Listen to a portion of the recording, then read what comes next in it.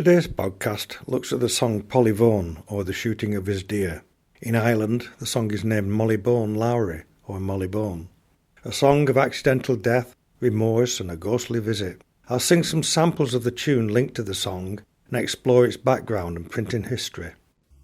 Come all you bold sportsmen that carry a gun, I will have you go home by the light of the sun.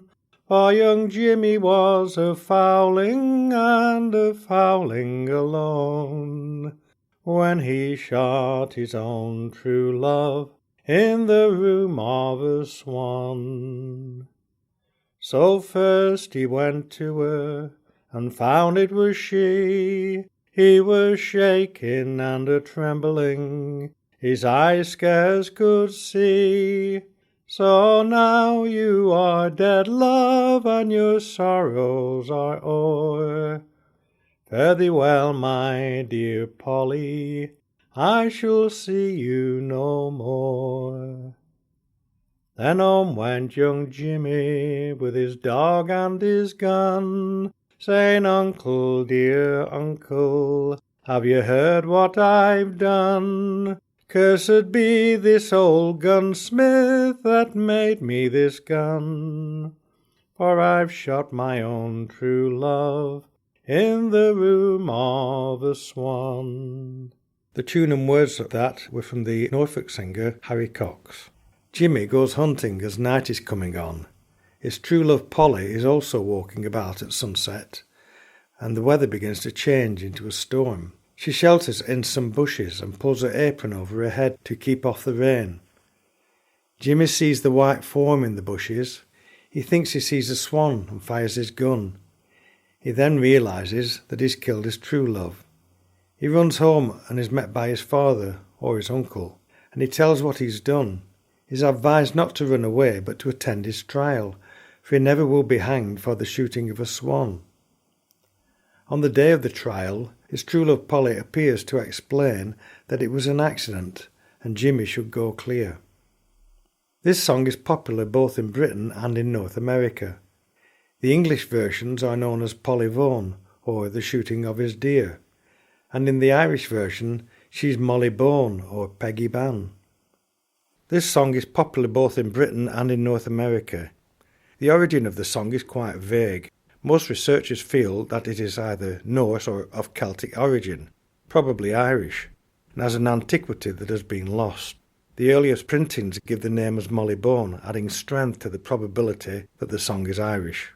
There is insufficient evidence to make a clear decision on this. There is a general agreement that this may well have a greater antiquity than the collected versions reveal. Oh, the day of her funeral, it was a grand sight, to see 24 of them, all dressed in white. Bore her on the shoulders, laid her in her clay. They turned their backs and they all walked away.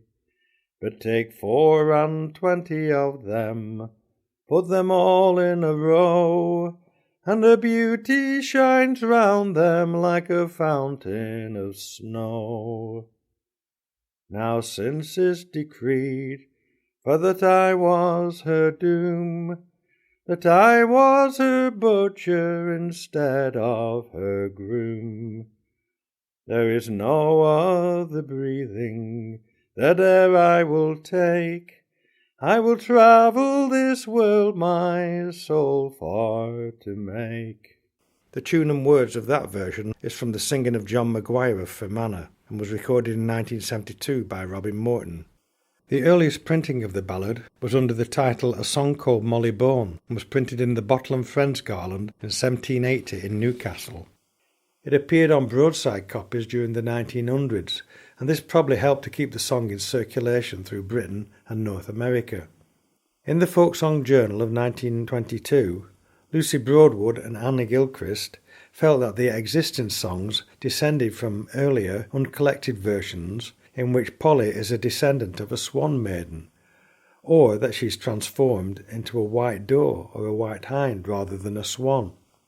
This would fall in with the tales of the Gallic tradition of Ossian, the son of the enchanted doe, and the stories of women who, under enchantment, appear as a white hind, especially around sunrise or sunset. The white hind refers to a fairy love and occurs in other ballads such as Lys and Brand. There is also the possibility of Polly being a swan maiden. In some versions of the song, Polly appears at the assizes in the form of a swan to plead for the life of Jimmy. The introduction of supernatural elements, that is, Polly's ghost appearing at the trial, indicates an element unusual for ballads composed after the mid-18th century.